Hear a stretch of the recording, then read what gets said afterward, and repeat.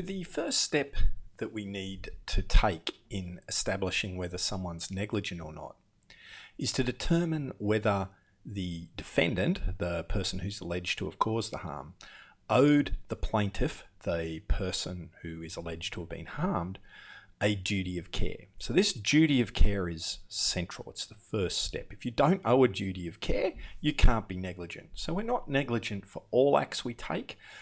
It's only for those where we would owe a duty of care. And even more, there's more steps after that, which we'll come to. Now, duty of care is quite a complex area. It's been developed over centuries from case law. And it can be summarized into two key tests. One test is whether there is an established category. All that means is that the courts have, over a period of time, decided in a number of circumstances that a particular kind of person owes a duty to another kind of person. And by person, of course, we mean legal entities as well, like such as companies. So that's the first way we can owe a duty, is through an established category. The second way that we can owe a duty is where we don't have an established category. There's a two-step test. And the first step in the test is to determine whether there's reasonable foreseeability. And the second part of the test is to determine whether the salient features of previous cases match the case that we currently have. So whether it looks like this person should owe the other one a duty of care. Now we're going to go into that into more detail. And while these are presented as though they're kind of separate tests, what we really need to remember that because they've developed from common law, they've all been developed kind of in unison, right? So, and a way to think about how they've developed is to go back to one of the original cases, Donoghue and Stevenson. So why don't we do that? So Donoghue and Stevenson is a legendary case, and it involves a person who went to a cafe, Mrs. Donoghue. So she orders a bottle of ginger beer and an ice cream, and what they'd used to do, some people still do this, is they have a floater, right? So they put the ice cream in the soft drink, only at that time she had the ice cream and she poured the ginger beer over it and poured some into a glass and drank it.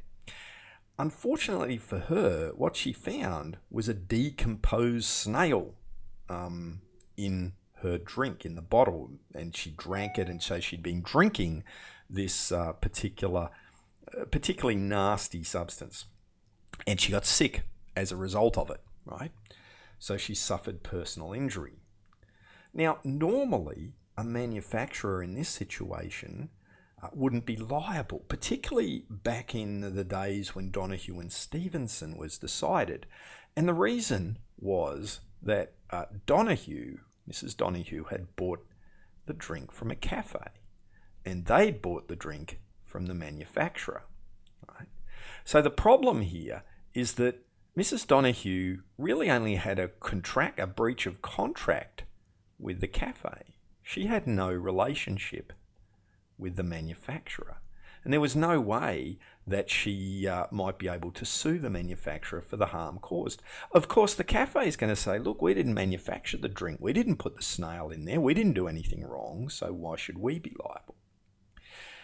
As a result of this case, we see the emergence of negligence. One of the really important elements of this case we'll come to later is the test of reasonable foreseeability. So we start to see for the first time a judge setting out how we could determine whether a case for negligence might arise with the reasonable foreseeability test. So what we have operating in unison is the development of the reasonable foreseeability test, but also a particular kind of relationship or an established category, right, starts to be developed. The established category is manufacturer-consumer. So this case is doing two things, right? It's establishing the benchmark for how to determine whether someone owes another a duty of care through the reasonable foreseeability test. But it also makes it is also authority for the established category of manufacturer-consumer, because that's what they said. So what we've seen over time is that courts have determined a number of established categories.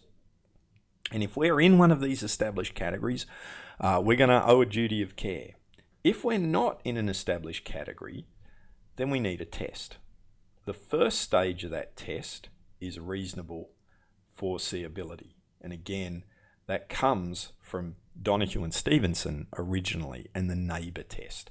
The neighbour test was, look, when you're going to undertake an act or omission, you need to think about all the people who might reasonably be harmed by the act or omission that you undertake. So those who are your neighbours and affected by what you do, which is why it's called the neighbour principle.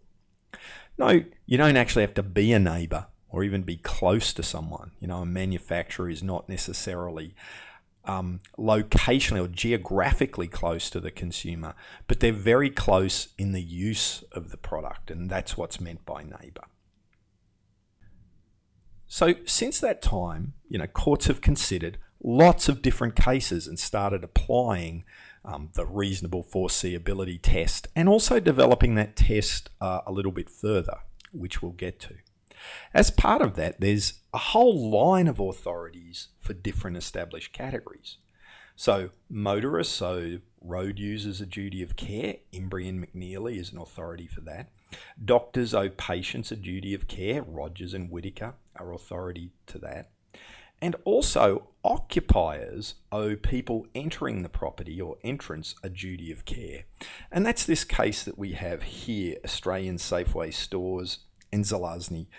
What's important for us here is to remember that this case establishes that the person entering is owed a duty of care by the occupier or the supermarket, right? So the supermarket owed Zelazny a duty of care.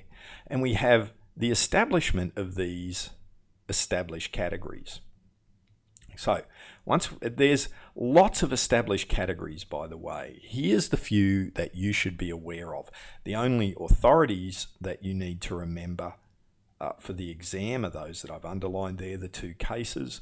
But in general, motorists owe a duty of care to road users, doctors to patients, manufacturers to consumers, occupiers to entrants, employers owe a duty to employees, directors owe a duty to their company, and agents owe a duty of care to their principal. So that's the case of an established category, where the courts have already considered this kind of relationship with respect to negligence and decided that in this instance, a duty of care is owed. There are a lot more kinds of relationships where a duty is owed, a lot more than what we have listed here, and that is generally the way that a person's negligence claim will arise. It will be in an established category. We're not going to ask you to remember them all, just have a look at the list that we have here and to think about those ones in particular as you prepare for the exam. But in general, the courts will have considered most kinds of relationships and it will be in an established category. However, there might be cases where it doesn't fit an established category. And that's what we've got to deal with next. What's the test that we actually use if we don't have an established category to determine whether a duty of care is owed or not?